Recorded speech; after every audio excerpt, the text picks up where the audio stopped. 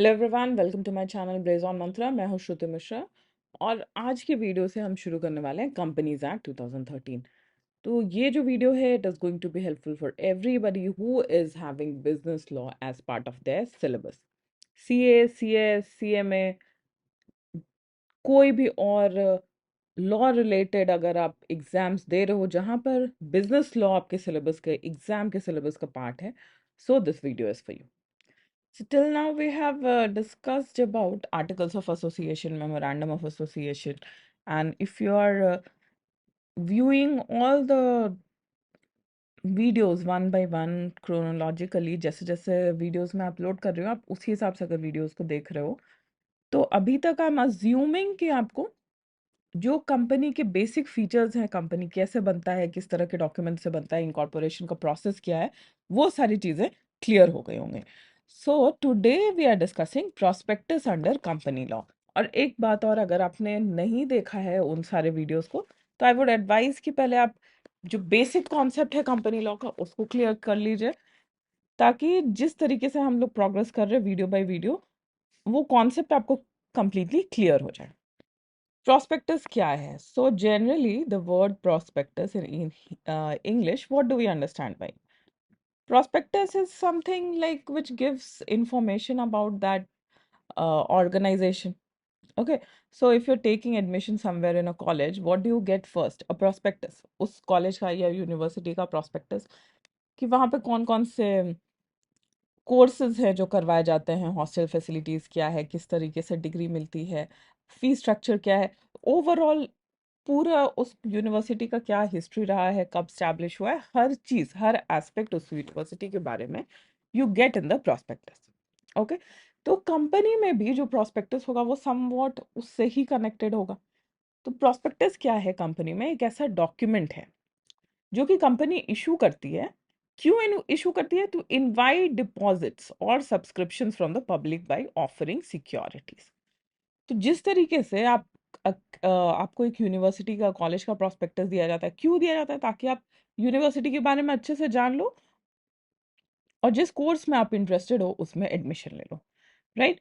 तो उसी तरीके से यहाँ पर कंपनी जब प्रॉस्पेक्टस इशू कर रही है तो क्यों इशू कर रही है? क्योंकि वो पब्लिक से सब्सक्रिप्शंस चाहती है, पैसे चाहती है. किस तरीके से? By offering securities. और इसके अंदर क्या होता है? प्रॉस्पेक्टस के अंदर कंपनी से रिलेटेड जितने भी क्रूशियल इंफॉर्मेशन है वो सारे कुछ वहां पर प्रोवाइड किए जाते हैं. तो इस एक तरह से के प्रोस्पेक्टस जो है वो एक डॉक्यूमेंट है जो पोटेंशियल इन्वेस्टर्स को कंपनी की तरफ अट्रैक्ट करने के लिए यूज किया जाता है, जो कंपनी के बारे में सारे इंफॉर्मेशंस बताता है उस पोटेंशियल इन्वेस्टर को कि आप अगर इस कंपनी में इन्वेस्ट करना चाहते हो तो ये हम ऐसे हैं, ये हैं, ऐसा करते हैं और ये हमारा फ्यूचर ग्रोथ हो सकता है. तो अब हम आते हैं कंपनीज एक्ट में क्या कहा गया है प्रोस्पेक्टस के बारे में, क्या क्या रूल्स हैं. Section 270 of companies act define करता है प्रोस्पेक्टस को और कहता है prospectus means any document described or issued as a prospectus and includes red herring prospectus referred to in section 2 or self prospectus referred to in section 31 or any notice, circular, advertisement or other document inviting offers from the public for the subscription or purchase of any securities of body corporate. तो क्या है इससे? यहाँ पर ये जो definition है वो टाइप्स ऑफ प्रोस्पेक्टस को भी बता देता है और साथ ही में ये कहता है कि एक ऐसा डॉक्यूमेंट जो कि कंपनी इशू करती है, किस लिए? ताकि वो सब्सक्रिप्शन ले सके पब्लिक से of any kind of securities को ऑफर करके पब्लिक से सब्सक्रिप्शन ले सके. पर्पस क्या है एक प्रोस्पेक्टस को इशू करने का? जो अभी हमने डिस्कस किया, पब्लिक से इनवाइट करना कि पब्लिक आकर उस कंपनी के सिक्योरिटीज को सब्सक्राइब करे और कंपनी का जो फाइनेंशियल स्ट्रक्चर है, जो भी कंपनी के बारे में जो डिटेल्स है, इंफॉर्मेशन है, वो सारी चीज़ें उस पोटेंशियल इन्वेस्टर को जो इन्वेस्ट करना चाहता है कंपनी में, उसको सारे इंफॉर्मेशन अवेलेबल है. और इसको क्यों कंपनी लॉ भी सपोर्ट करता है प्रॉस्पेक्टस को? क्योंकि इसकी वजह से जो इन्वेस्टर्स हैं वो इन्फॉर्म्ड डिसीजंस ले सकते हैं. मतलब डिसीजन, इन्वेस्टमेंट का डिसीजन लेने के पहले उनको कंपनी के बारे में पता होना चाहिए. और ये ट्रांसपेरेंसी और गुड गवर्नेंस प्रमोट करता है. अब प्रोस्पेक्टस से रिलेटेड एक गोल्डन रूल कहा जाता है। ये गोल्डन रूल बनाया गया था the new Brunswick railway company versus मगर रिच 1859 केस में। यहाँ पर जज वीसी किंडस्लेक ने कहा था, accurate disclosure of all relevant facts in the prospectus to inform investors about the soundness of the company's venture। Golden rule क्या है प्रोस्पेक्टस का, क्यों प्रोस्पेक्टस बनाया जाना चाहिए? तो प्रोस्पेक्टस बनाने के पीछे पूरा का पूरा जो गोल है वो ये होना चाहिए कि एक्यूरेट और रेलेवेंट इंफॉर्मेशन प्रोस्पेक्टस के थ्रू इन्वेस्टर्स को पहुंचाना चाहिए, ताकि कंपनी को फ्यूचर में इन्वेस्टर्स उसमें आकर इन्वेस्ट कर सके। अब कुछ एसेंशियल फीचर्स हैं जो हर प्रोस्पेक्टस में होने चाहिए according to the company law. ये क्या क्या है? Invitation to the public. तो ऑब्वियसली प्रोस्पेक्टस का जो पर्पस है वो क्या होना चाहिए? पब्लिक से सिक्योरिटीज को सब्सक्राइब करवाना। Invitation bye the company. Prospectus में इनविटेशन कौन दे रहा है सिक्योरिटीज के लिए? वो कंपनी या उसके बिहाफ में जिस अथॉरिटी को ऑथराइज किया गया है, जिस एंटिटी को ऑथराइज किया गया है प्रोस्पेक्टस इशू करने के लिए, सिर्फ वही कर सकता है। It should be an invitation to offer containing all necessary details about the securities being offered। तो यहाँ पर अगर हम लोग प्रोस्पेक्टस की बात करें, अगर और आप अगर कॉन्ट्रैक्ट एक्ट में वापस जाएं, ठीक है, तो कॉन्ट्रैक्ट एक्ट में हमने जो कॉन्सेप्ट देखा है इनविटेशन टू ऑफर, प्रोस्पेक्टस क्या है वहां पर भी हमने डिस्कस किया है कि prospectus is type of invitation to offer. तो बेसिकली यहाँ पर जो प्रोस्पेक्टस है वो इनविटेशन टू ऑफर का रोल निभाएगा, ठीक है। लीगल उसका स्टेटस क्या होगा? It is invitation to offer. और ऑब्वियसली जो सिक्योरिटीज है उसको ही सेल करने का, उसको सब्सक्राइब करवाने का मोटिव है यहाँ पर। तो सिक्योरिटीज के बारे में सारा डिटेल्स उसमें होना चाहिए, नेचर, क्वांटिटी, टाइप और जो भी अदर डिटेल्स जरूरी है वो सारी चीजें वहां पर मेंशन होनी चाहिए प्रोस्पेक्टस के अंदर अबाउट द सिक्योरिटीज जिसको कंपनी सब्सक्राइब करवाना चाहता है। सेक्शन 26 के हिसाब से स्पेसिफिक इंफॉर्मेशन होना चाहिए, राइट, करेक्ट रेलेवेंट इंफॉर्मेशन होना चाहिए एंड फाइनेंशियल रिपोर्ट्स होना चाहिए सारे प्रोस्पेक्टस के अंदर। The content is determined by the SEBI, ठीक है, securities and exchange board of India, in consultation with central government until SEBI specified details regulation under the SEBI Act 1992 applies। ठीक है, तो सेबी का जो सेबी एक्ट है 1992, वहां पर जो रूल्स है प्रोस्पेक्टस से रिलेटेड, प्रोस्पेक्टस उनको फॉलो करके बनाया जाना चाहिए, ठीक है। तो जो बेसिक नेसेसिटीज है, जो बेसिक रिक्वायरमेंट है, वो सारी चीजें कंपनीज एक्ट के अंदर है। लेकिन और किसको फॉलो किया जाता है प्रोस्पेक्टस बनाने के टाइम पे? वो है सेबी के रूल्स को, सेबी के गाइडलाइंस को। और सेबी अगर टाइम टू टाइम कोई नए नोटिसेस निकालता है या सर्कुलर्स निकालता है अगर वो प्रोस्पेक्टस के बारे में, तो उसको भी फॉलो करके ही प्रोस्पेक्टस बनाया जाना चाहिए। तो जैसे हमने मेमोरेंडम और आर्टिकल के बारे में देखा था कि एक जनरल फॉर्मेट, किस तरह की कंपनी है तो उसको किस तरीके का इंफॉर्मेशन प्रोवाइड करना है मेमोरेंडम और आर्टिकल में, वो फॉर्मेट कंपनीज एक्ट में दिया हुआ है, राइट। तो उससे रिलेटेड और डिटेल्स अगर है तो वो गवर्नमेंट चाहे तो कंपनीज रूल में इंक्लूड कर सकती है। तो उसी तरह से यहाँ पर सेक्शन 26 के अंदर ये कहा गया है कि सेबी के रूल्स और रेगुलेशंस को फॉलो करके प्रोस्पेक्टस को बनाना है। मतलब कंपनीज एक्ट में जो है वो फॉलो किया जाएगा, प्लस सेबी के रूल्स और रेगुलेशंस को फॉलो किया जाएगा। Prospectus must declare compliance with relevant laws. अब इन सारी चीजों के साथ साथ जो हमने पिछले स्लाइड में डिस्कस किया, उसके साथ साथ प्रोस्पेक्टस में ये भी लिखा होना चाहिए कि जितने laws, rules and regulations applicable हैं कंपनी के ऊपर, उन सबको भी कंपनी पूरी तरीके से कंप्लाई करती है, उनको फॉलो करती है। Ensure no contradiction with company securities and exchange laws। ठीक है, तो जितने भी सिक्योरिटीज का लॉ क्या है? सेबी है। कंपनी का लॉ क्या है? कंपनीज एक्ट है, कंपनी रूल है। तो इन सारी चीजों को फॉलो किया गया है, सारे लॉज को फॉलो करके कंपनी चलाई जा रही है और प्रोस्पेक्टस इशू किया गया है। ये सारी चीजें भी प्रोस्पेक्टस में मेंशन की जानी चाहिए। Before publication a signed copy bye every named proposed director or their authorized attorney must be delivered to registrar for registration। अब पब्लिक के सामने प्रोस्पेक्टस देने के पहले प्रोस्पेक्टस को क्या करना है? जब प्रोस्पेक्टस कंपनी प्रिपेयर कर लेगी तब उस पे हर डायरेक्टर का, अगर डायरेक्टर्स हैं तो उनका, अगर डायरेक्टर्स प्रपोज्ड है अभी तक उनको अपॉइंट नहीं किया गया तो उनका नाम और सिग्नेचर, ठीक है, के साथ में रजिस्ट्रार के पास प्रॉस्पेक्टस का एक कॉपी रजिस्टर करवाना है। Issuing a prospectus more than 90 days after the delivery to the registrar invalidates it. अब जब रजिस्ट्रार को दिया गया है कॉपी प्रोस्पेक्टस का, उसके 90 डेज के विद इन, मतलब उसके 3 मंथ्स के विद इन ही प्रोस्पेक्टस को पब्लिक के लिए इशू कर देना है। और अगर वो नहीं होता है 90 डेज के विद इन, तो जो कॉपी दिया गया था रजिस्ट्रार को, वो सेम कॉपी अब इशू नहीं किया जाएगा, वो इनवैलिड हो जाएगा। Non compliance results in penalties, a fine ranging from 50,000 to 3 lakh rupees for the company, and imprisonment or similar fines and individuals knowingly up to 3 years. तो अगर ये सारे प्रोस्पेक्टस के जितने भी रूल्स दिए गए हैं कंपनी लॉ के अंदर, उसको अगर फॉलो किए बिना प्रोस्पेक्टस इशू किया जाता है, तो फाइन 50,000 से लेकर 3 लाख के बीच में लगाया जा सकता है। और जो इंडिविजुअल्स इन्वॉल्व थे उस प्रोस्पेक्टस को इशू करने में, बनाने में, उन लोगों को 3 इयर्स तक का इम्प्रिजनमेंट मतलब जेल भी हो सकती है। अब अगर जो ऑब्जेक्ट्स दिए गए हैं प्रोस्पेक्टस में, उसको अगर चेंज करना है, तो क्या प्रोसीजर है उसका?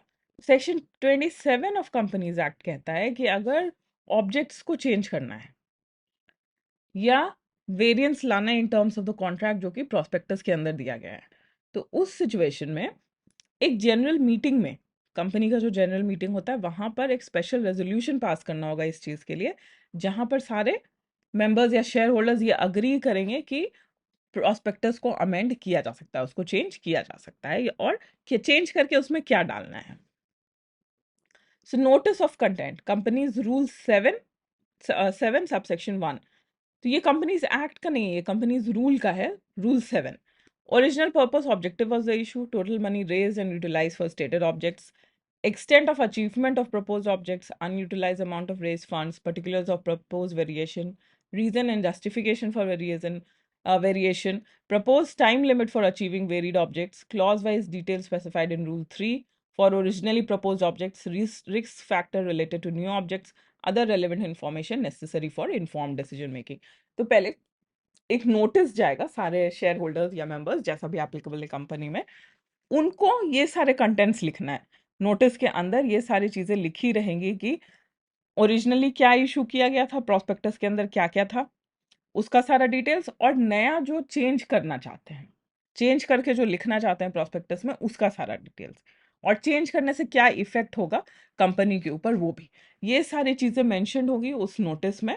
लेकिन जनरल मीटिंग के पहले ये नोटिस जाएगा, जनरल मीटिंग के पहले ये सारी चीजें बता दी जाएंगी सारे शेयर होल्डर्स को और मेंबर्स को, ताकि जब जनरल मीटिंग हो तो वो अपना वोट कर सकें और स्पेशल रेजोल्यूशन पास हो सके।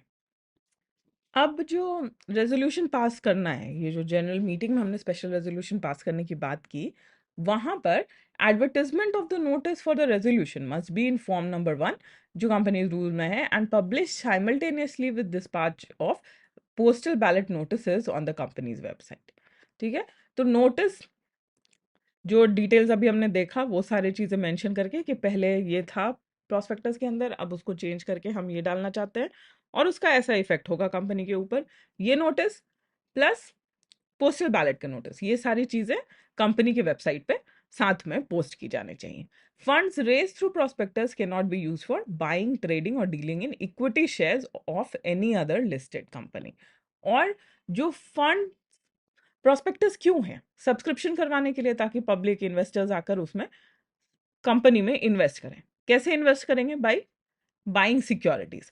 तो उसके थ्रू जो पैसा मिला है कंपनी को, ठीक है, वो किसी और कंपनी के इक्विटी शेयर्स खरीदने में कंपनी यूज नहीं कर सकती है, उसको सिर्फ अपने बिजनेस में ही लगा सकती है, दूसरे कंपनी के इक्विटी शेयर्स खरीदने में उसको कंपनी यूज नहीं कर सकती है, ये रेस्ट्रिक्शन है कंपनीज एक्ट के हिसाब से। Dissenting share holders and offer of sale of shares, so dissenting shareholders must be given an exit offer by promoters or controlling shareholders at a specified exit price and conditions. Dissenting shareholders कौन है? जो propose किया गया है prospectus में, change जो लाया जाना है, जिसके बारे में नोटिस दिया गया है, उससे जो शेयर होल्डर्स सहमति नहीं रखते हैं, जो अग्री नहीं करते हैं, उनको प्रमोटर्स या दूसरे जो शेयर होल्डर्स हैं, कंट्रोलिंग शेयर होल्डर्स, वो एक ऑफर दे सकते हैं कि आप इतना प्राइस ले लो और इतना प्राइस लो और शेयर होल्डिंग इस कंपनी में छोड़ दो। ऑफर ऑफ सर्टेन मेंबर्स में offer their shares to the public with compliance to prospectus laws, with exceptions regarding minimum subscription, application value, director statements on fund utilization and other provisions. और कुछ shares members अगर चाहें तो अपना जो वो खुद होल्ड करते हैं कंपनी में, उसको पब्लिक को ऑफर कर सकते हैं। ठीक है, वो शेयर्स पब्लिक को ऑफर कर सकते हैं। कैसे? प्रोस्पेक्टस में लिखे हुए सारे रूल्स एंड रेगुलेशंस को फॉलो करते हुए। डीमटेरियलाइज्ड शेयर्स किसको कहते हैं? तो पब्लिक कंपनीज जो हैं, वो जब पब्लिक ऑफर्स करती हैं तो उनको क्या इशू करना होता है? सिर्फ सिक्योरिटीज। लेकिन कैसे? ओनली इन डीमटेरियलाइज्ड फॉर्म, जैसा कि सेक्शन 29 ऑफ डिपॉजिटरीज एक्ट 1996 में मेंशन्ड है। फिर सेक्शन 30 ये कहता है कि advertisements of prospectus to specify the content of the memorandum regarding the company's object, member liability, share capital, signatories to the memorandum, share subscribed and capital structure. Section 30 के हिसाब से प्रोस्पेक्टस के अंदर जो भी कंपनी का मेमोरेंडम है, ठीक है, मेमोरेंडम के जो जो डिटेल्स हैं वो सारी चीजें भी उसमें मेंशन होनी चाहिए। और जब उसका प्रोस्पेक्टस का जब एडवर्टाइजमेंट भी किया जा रहा है तो वहां पर भी मेमोरेंडम से रिलेटेड जो इंपॉर्टेंट डिटेल्स हैं वो सब अवेलेबल होना चाहिए। अब बात करते हैं टाइप्स ऑफ प्रोस्पेक्टस की। तो टाइप्स ऑफ प्रोस्पेक्टस हमने देखा, जो कंपनी लॉ में जिस तरीके से प्रोस्पेक्टस को डिफाइन किया गया है वहां पे भी टाइप्स ऑफ प्रोस्पेक्टस को बताया गया है।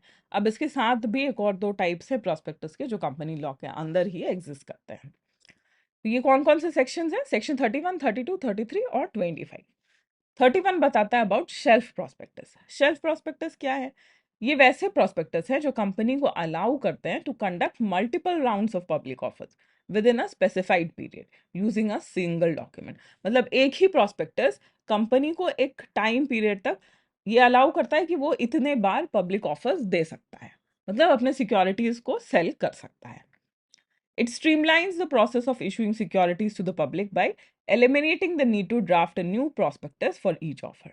तो हर बार ऑफर दिया जाएगा तो एक नया प्रोस्पेक्टस बताने की जगह पर शेल्फ प्रोस्पेक्टस जो है वो कुछ टाइम पीरियड तक वैलिड रहेगा, और उससे उतने बार, जितने बार सेल्फ प्रोस्पेक्टस में मेंशन होगा उतने बार पब्लिक को सिक्योरिटीज ऑफर किया जा सकता है by one single prospectus only. हर बार नए प्रोस्पेक्टस बनाने की जरूरत नहीं है। रेड हेरिंग प्रोस्पेक्टस क्या है? ये ऐसा प्रोस्पेक्टस है जो कि इंफॉर्मेशन पर प्रोवाइड करता है about securities being offered to public without disclosing the exact quantity और प्राइस। ठीक है, एग्जैक्टली कितने सिक्योरिटीज अवेलेबल है और उनका कितना प्राइस है, ये कंप्लीट डिटेल्स बताए बिना जो प्रोस्पेक्टस हो उसको हम रेड हेरिंग प्रोस्पेक्टस कह रहे हैं। It includes all other relevant details about the securities. Securities के बारे में बाकी सारा डिटेल होगा, लेकिन एग्जैक्ट कितने नंबर ऑफ सिक्योरिटीज है और उनका कितना प्राइस है ये चीजें डिस्क्लोज नहीं होती हैं। Enabling investors to gauge market interest before the final pricing is determined. तो बेसिकली ये प्रोस्पेक्टस इसलिए इश्यू किया जाता है ताकि मार्केट में जो इन्वेस्टर्स हैं उनका पोटेंशियल कंपनी माप सके, कि लोग कितने ज़्यादा इंटरेस्टेड हैं कंपनी में इन्वेस्ट करने के बाद, प्रोस्पेक्टस देखने के बाद उनका क्या इंटरेस्ट है, और उसी के हिसाब से कंपनी अपने ऑफरिंग का क्या क्वांटिटी और प्राइस उसको फिक्स करेगी। इसके बाद आता है अब्रिज प्रोस्पेक्टस। ये ऐसा प्रोस्पेक्टस है जो कि एब्रिज मतलब कंसाइज वर्जन है, छोटा वर्जन है फुल प्रोस्पेक्टस का। तो ये सिर्फ समरी के वे में जो की फीचर्स हैं सिक्योरिटीज के उनको बताता है। It is design to make the information more accessible and understandable. मतलब अगर आप सोचो आपको प्रोस्पेक्टस लेट्स से आप पीडीएफ फॉर्म में पढ़ रहे हो, 100 पेजेस का है, तो इन्वेस्टर इतना इंटरेस्टेड नहीं होगा सारे चीज़ों को एक एक करके पढ़ने में, और मे बी वो बहुत सारे की इन्फॉर्मेशन को मिस कर दे। तो एवरेज प्रोस्पेक्टस एक ऐसा तरीका है जिसमें समरी पॉइंट्स दिए रहेंगे। जैसे अगर आप अपने कंपनी लॉ को खोल के देखो, ठीक है, तो ये सारी चीज़ें आपको बहुत सारे सेक्शंस में इधर उधर बिखरी हुई मिलेंगी। लेकिन जब मैं आपके लिए वीडियो बना रही हूँ तो मैं क्या कर रही हूँ, उसको कंसाइज वे में एक टॉपिक जो दूसरे टॉपिक से रिलेट करता है उसको, उसमें जो मेन पॉइंट्स है उसको हाईलाइट करते हुए मैं आपको एक जगह में छोटा करके उसी इंफॉर्मेशन को बता रही हूँ। तो इसी तरीके से काम करता है एवरेज प्रोस्पेक्टस। तो जो की फीचर्स हैं सिक्योरिटीज के उनको पहुंचाने का काम करता है इन्वेस्टर्स तक अब्रिज प्रोस्पेक्टस। डीम्ड प्रोस्पेक्टस क्या है? डीम्ड प्रोस्पेक्टस कंपनी तब इशू करती है जब securities through an intermediary, the document containing details about this securities is considered a deemed prospectus. This ensures that investors receive necessary information even when securities are offered through intermediaries. Securities को किसी intermediaries के through जब offer किया जा रहा है, तो उस प्रॉस्पेक्टस को, जिस प्रॉस्पेक्टस में सिक्योरिटीज जो है वो डायरेक्टली कंपनी नहीं इशू कर रही है, किसी इंटरमीडियरी के थ्रू इशू कर रही है, उसके बारे में मेंशन हो, वैसे प्रॉस्पेक्टस को हम डीम्ड प्रॉस्पेक्टस कहते हैं। तो अभी तक हमने देखा कि प्रॉस्पेक्टस बनाने से रिलेटेड क्या क्या लीगल रूल्स हैं अंडर कंपनी लॉ। अब अगर कोई गलत इंफॉर्मेशन प्रोवाइड किया जा रहा है in the prospectus bye the company, तो उसके लिए लाइबिलिटी कैसी है, कैसा पनिशमेंट होगा, कौन लायबल होगा, ये सारी चीजें भी मेंशन है कंपनी लॉ के अंदर। तो सेक्शन 35 जो है वो सिविल लाइबिलिटी बताता है। Companies and individuals involve in the issuance of prospectus are subject to civil liability if the prospectus contains misstatement or omission that results in losses for investor। कोई ऐसा स्टेटमेंट जो कि सही नहीं है, वो सारी चीजें प्रोस्पेक्टस में डाली गई हैं जिसकी वजह से इन्वेस्टर्स को लॉस होता है, तो उसके लिए लाइबिलिटी कंपनी के ऊपर है, ठीक है। और ये सिविल लाइबिलिटी है। सिविल लाइबिलिटी मतलब जहां पर डैमेजेस पे करना पड़ेगा, ठीक है। कॉन्ट्रैक्ट में जो आपने डैमेजेस देखा है वो डैमेजेस पे करने होंगे, जेल जाने की जरूरत नहीं है, ठीक है। तो कोई इन्वेस्टर अगर फाइनेंशियल हार्म सफर करता है, उसका लॉस होता है because of misleading information in the prospectus, तो वो डैमेजेस के लिए सू कर सकता है कंपनी को। However, certain conditions must be met, including proving that the misstatement was material। तो यहाँ पर उस पर्सन को, इन्वेस्टर को, ये प्रूव करना पड़ेगा कि जो मिसस्टेटमेंट था उसकी वजह से ही उसका लॉस हुआ है, और वो गलत स्टेटमेंट जानबूझकर कंपनी ने अपने प्रोस्पेक्टस में डाला है ताकि वो इन्वेस्टर्स को ल्योर कर सके और इन्वेस्टर्स उस गलत इंफॉर्मेशन की वजह से आकर कंपनी में इन्वेस्ट करें। क्रिमिनल लाइबिलिटी किसके ऊपर होगी, तो ये सेक्शन 447 बताता है। जहां पर भी कंपनी ने फ्रॉड किया है या कुछ जरूरी इंफॉर्मेशन जानबूझकर प्रोस्पेक्टस में नहीं डाला है, तो वहां पर डायरेक्टर्स, प्रमोटर्स और experts involve in the issuance, मतलब वैसे एक्सपर्ट जिन्होंने मिलकर प्रोस्पेक्टस बनाया है, उनके ऊपर क्रिमिनल लाइबिलिटी भी हो सकती है।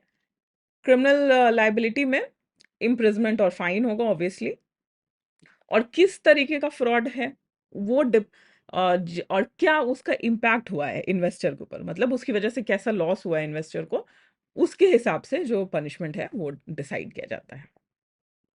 तो सेक्शन 36 ऑफ कंपनीज एक्ट जो है वो एग्जैक्टली यही चीज कहता है कि कोई भी पर्सन कंपनी के बिहाफ में जो प्रोस्पेक्टस बना रहा हो, वो जानबूझकर कोई भी फॉल्स, फ्रॉडलेंट, मिसलीडिंग इंफॉर्मेशन या प्रोमिसेस डालता है प्रोस्पेक्टस के अंदर, जिसकी वजह से कोई इन्वेस्टर इन्वेस्ट करता है और उसे लॉस होता है, तो उसके लिए वो डायरेक्टर, वो प्रोमोटर्स, जिन लोगों ने मिलकर प्रोस्पेक्टस को बनाया है या उसको ऑथराइज किया है, उसका इशुएंस, वो लोग लायबल होंगे अंडर सेक्शन 447, जो मैंने अभी आपको पिछले स्लाइड में बताया।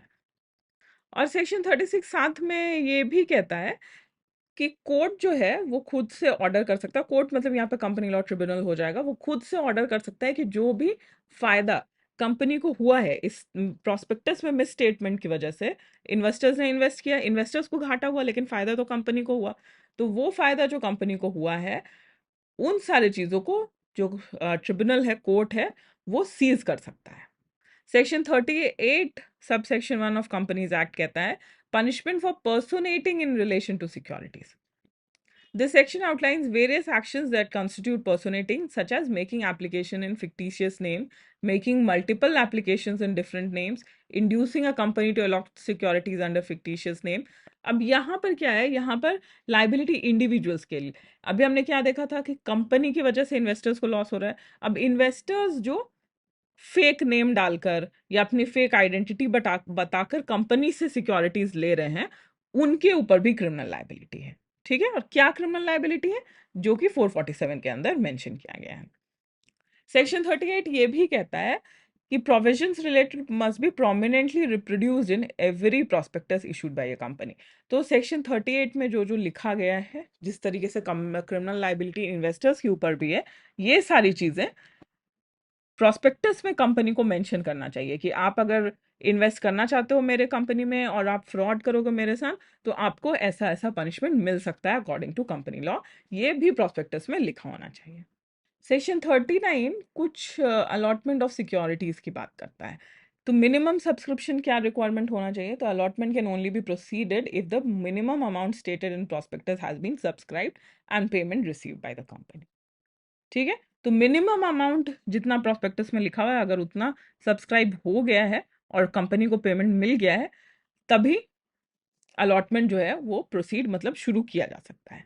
Application money requirement, application for each security must be at least 5% of its nominal value और एज प्रेस्क्राइब बाय सेबी। तो सेबी जो प्रेस्क्राइब करता है वही एप्लीकेशन फॉर्म का, मतलब सिक्योरिटी को खरीदने के लिए जो एप्लीकेशन है वो उसका वैल्यू का 5% होना चाहिए, नहीं तो सेबी ने जो प्रेस्क्राइब किया है जितना उतना होना चाहिए। रिफंड ऑफ एप्लीकेशन मनी, अगर मिनिमम सब्सक्रिप्शन नहीं हो पाया, प्रोस्पेक्टस में जो मिनिमम सब्सक्रिप्शन मेंशन किया गया है वो मिनिमम सब्सक्रिप्शन नहीं हो पाया विद इन 30 डेज, तो जितना भी फंड्स लिया गया था बाकी लोगों से, जिसने जिसने भी अप्लाई किया था और एप्लीकेशन फी दिया था, उन सबको 15 days of issue closure with directors liable for repayment with interest at 15% per annum. तो जो शेयर का नॉमिनल वैल्यू है उसका 5% एप्लीकेशन फी होना चाहिए, या सेबी जो प्रेस्क्राइब करेगा वो। फिर अगर मिनिमम सब्सक्रिप्शन रिक्वायरमेंट नहीं पूरा हो पाया कंपनी का, तो क्लोजर हो जाएगा इशू का। अब क्लोजर होने के 15 डेज में जिन और मिनिमम सब्सक्रिप्शन नहीं हुआ तो अलॉटमेंट ऑफ सिक्योरिटीज नहीं होगा। तो अलॉटमेंट ऑफ सिक्योरिटीज अगर नहीं हो रहा है, तो जिन लोगों ने पैसा दिया था एप्लीकेशन के ऊपर और उनको सिक्योरिटीज नहीं मिल रहा है, तो उनके पैसे को रिफंड कर देना है 15 दिन के अंदर, इशू क्लोजर के 15 दिन के विद इन। और इंटरेस्ट भी उस पर मिलेगा 15% पर एनम के हिसाब से। Return of allotment, a return of allotment must be filed with the registrar within 30 days, listing allottees and their details। और ये जो रिटर्न हो रहा है, रिफंड हो रहे हैं पैसे, वो भी रजिस्ट्रार के साथ में वो सारे डिटेल्स को भी रजिस्टर करवाना है। अब सेक्शन 40 के हिसाब से स्टॉक एक्सचेंज का परमिशन लेना पड़ता है कंपनी को पब्लिक ऑफर्स करने के पहले, ताकि वो प्रोस्पेक्टस में ये मेंशन कर सके कि उनका जो सिक्योरिटीज है वो किस किस स्टॉक एक्सचेंज पे लिस्ट होने वाला है या किस स्टॉक एक्सचेंज पे लिस्ट होने वाला है। तो उसके लिए पहले स्टॉक एक्सचेंज का परमिशन चाहिए होता है। अब सब्सक्रिप्शन इशू करके जो पैसे आ रहे हैं उसको कंपनी अपने एक सेपरेट बैंक अकाउंट में रखेगी। तो कंपनी का नॉर्मल रेगुलर बैंक अकाउंट है उसमें नहीं, उसको एक सेपरेट बैंक अकाउंट में रखा जाएगा, और जिस पर्पस के लिए सिक्योरिटीज इशू किया गया था उसी पर्पस के लिए उन पैसों को यूटिलाइज किया जाएगा। सेक्शन 40 ये भी कहता है कि any condition requiring applicants to waive compliance with section 40 is void. Prospectus में कंपनी ये नहीं लिख सकती है कि सेक्शन 40 में जो जो मेंशन किया गया है कंपनीज एक्ट में वो सारी चीज़ें फॉलो करने की ज़रूरत नहीं है।